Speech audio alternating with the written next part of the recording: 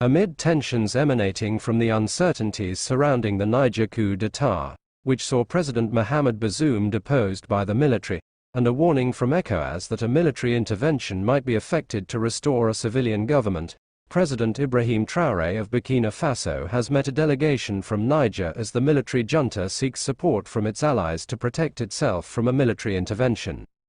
On August 2, 2023, Captain Ibrahim Traoré, who is a transitional president of Burkina Faso, received a delegation from the National Council for the Protection of Homeland of Niger that was headed by the Corps General Salifou Modi in Ouagadougou.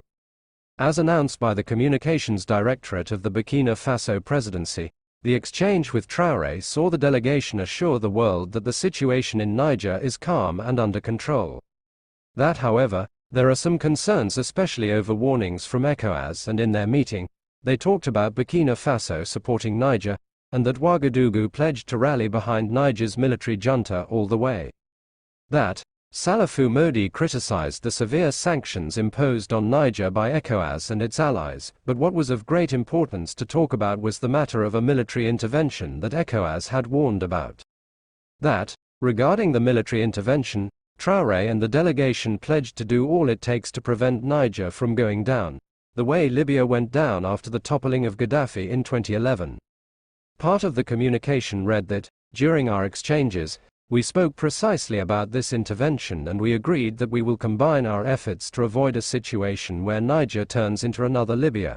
We do not want Niger to become a new Libya, and in coordination with our brothers from Mali and Guinea, we have decided to undertake a number of activities to secure our populations and secure our two countries.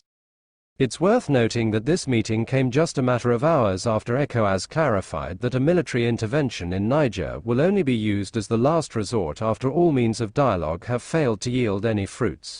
We can avoid a peaceful restoration of constitutional order in the country, so that is our preferred option. But we have to prepare for all eventualities. And Excellencies, you are here for the final eventuality, the last resort. That is planning for a possible intervention to restore constitutional order. It also came after foreign leaders and particularly the Russian President Vladimir Putin cautioned ECOWAS, or rather Nigeria, against pushing to invade Niger in an attempt to overturn the coup d'état and restore President Mohamed Bazoum's presidency. On his part, President Bola Tinubu of Nigeria is so against the military takeover that he ordered the Nigerian power supplier, which supplies Niger with around 70% of its electricity, to cut the same. A move which saw millions of Niger civilians spend the night of August 2 in darkness as total blackout covered various parts of the country.